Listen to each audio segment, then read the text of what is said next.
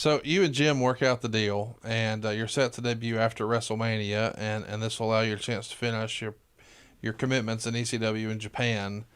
How do you break the news to Paul, or did he already know? Because he's clearly tight with Bruce in that era. Yeah, I think I did tell him via phone call. How'd that go? My recollection is that Paul did not think WWE was going to do the right thing by me. That's my recollection. That he did not feel like the potential for that series with The Undertaker was going to be as beneficial as I did. Now, keep in mind, I don't care about losing. I thought all along that it was a short run, and that I would then go down the card. But I was going to be fine with that. You know, I thought I could prove myself. I remember even at the post-Mania party, which is always a big deal. You know, I haven't been at one in 10 years. But talking, it was actually with Duke the Dumpster Droese. And he was like, well, what do you think's going to happen to you after this match? And he kind of painted a picture that it probably wasn't going to be a... Duke, I thought, after your match with The Undertaker. Yeah, he was... It wasn't warning... He was trying to do me a favor. Manage your expectations. Yeah, not to expect too much out of this. But, man, you know, the next day after Mania... Now, can I take you back to the revelation of the name? Because I think sure, that's a yeah, good let's story. do it. And also the fact that I didn't even know what they'd settled on as far as the name until it was announced that day with against Bob Holly. So I had been told my name. There was a woman who worked in creative, and she would go to the she went with me to the 5th floor of Stanley Allen Sherman was the mask maker. When I get to New York City, I think there's going to be a big neon sign saying masks are us, you know, and instead it's the 5th floor of a 5-floor walk-up. You know, you're getting a workout, and it's just a gentleman. Hadn't seen him until hadn't seen him since early '96 until I did Most Wanted Treasures with WWF. Oh, wow. And they didn't air the part that Stanley did, but they had him come in, and he talked about how, you know, collectors would ask him for things, and that's how he ended up locating one of the original Mankind shirts, of which there were 2. So one gentleman no longer has it, and I had to make a personal visit to his house to watch In Your House. I watched In Your House, in his house, in order to get, you know, for him to even part with it, because it was worth $7,500 at that point. But one of the woman who used to drive me to Stanley's place revealed to me the name, not realizing she wasn't supposed to. So I already had like 1 or 2 days to come up with something different. And so when Vince looked at me and said, "Have they told you your name?" I chose to say no. I don't know why I said that I It felt like a big deal to him the way he set it up. Yeah, like he goes, "In this business, we've had crushers. We've had destroyers. We've had executioners. But we've never had a mutilator." And he gets that, you know, the bass in his voice. "Mutilator. That's what you are." And then he gives me the name Mason. He alludes to the Manson name, but tells me, you know, that we can't go there. And I thought, I don't want to go there. I was very uncomfortable with being Cactus Jack Manson. I did it because I really had no other choice, I felt. Mason the Mutilator, and I think it's one of the worst things I've ever heard. It sounds to me like something that would be in a bootleg version of an old fish card game. You know, it just sounds awful. "What do you think, pal?" And I said, "Oh, yeah, I like it. I like it a lot. But what if?" And that was the 3 biggest words, but what if? Instead of being Mason the Mutilator, I was Mankind the Mutilator.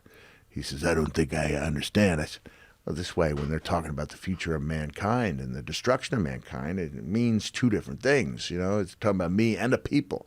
And he's writing all this stuff down on a yellow legal pad. You're back in his office. Back in his office, yeah. This is where I'm starting to get a feel for what the character could be. And that's why I said Mandible Claw, He writes it down. Separate entrance and exit music because You named it Mandible Claw? yeah, that's the name it was. I mean, Okay. I didn't rename it, until it became Dude Love and temporarily used the Love handle, Which is a which is a tremendous great name, but All-time great name. we just thought you can't. He shouldn't have the same finishing move as Mankind does, but the Love handle was a great name. So good. So, and Vince started writing down all of these things. I put my best foot forward. I believed that the experience I had in the 11 years I had made me, I'd earned the right to pitch ideas. I didn't feel overwhelmed, even in the presence of this larger-than-life character. And did not know what they were accepting or taking. Even when I got to WrestleMania, it's not as big. It wasn't as big then as it is now, but it was still big. Yeah. Still big to the point where they'd put you out for 4 or 5 nights. And I get my information package, and it just says Mutilator. No Mason, no Mankind, just Mutilator. Open up my information packet, and because I'm debuting the day after Mania, they don't have me on anything. I'm not even at the Hall of Fame induction, which was a much smaller affair then. I think they did it in like a ballroom. Yeah, banquet room. Yeah. Even in '97, when I was part of it, they did it in a banquet room. So '96, I'm just sitting in my hotel room. I'm not spending money. I'm looking longingly at Disneyland out over the parking lot. As I mentioned last week, I eventually did fold. Bruce had talked to me about revealing the gimmick of this character, because they'd already said it was Mankind, so people, no, they didn't. Hold on a second. I did not know the name of the character until I wrestled Aldo, because by the time I wrestled Bob, my videos had been showing, and the name was Mankind. But yet when I got to California, the package said, "You looking up dates?" It's hard to get all the dates correctly, right? No, all good. So it's probably about 10% of the audience who's already shooting me down, like, we know better. It was this date. Like, it becomes difficult after so many years. But there was definitely, it was either the time with Aldo or the time with Bob, where I walked out not sure of what my name was going to be. Probably when it was, even though I was, Mankind, Mutilator was on my package, and it wasn't until Howard Finkel said, "Coming down the aisle, Mankind." No Mutilator, no Mason, and I end up beating Bob with the Mandible Claw, and in comes the gentle piano music.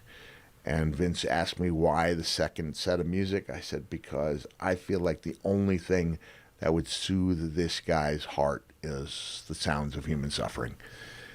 And that was the one thing I did borrow or stole from Silence of the Lambs. Mask, to me, never looked like Lecter's mask, and I never thought it was based on that, because it wasn't. I think people just say that because of the bars. The bars, He had the bars over the mouth. I had the leather strap. So I guess if enough people see it and they think it's there, it's there.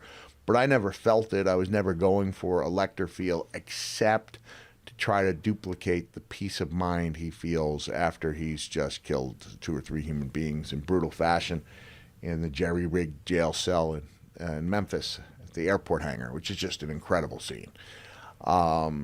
So I did like the idea that after he'd caused this carnage, that he could be calmed down by the sound of beautiful music, and he's at peace. That's what I wanted. So you said Vince said, why the second set of music? So did you work that out with creative services? He wasn't involved in that piece? No, he was. That was only to Vince. I didn't. When it came to creative, it was what the outfit looks like, what the mask looks like, what the name. Once we got the name, they were out of that. They were out of the equation.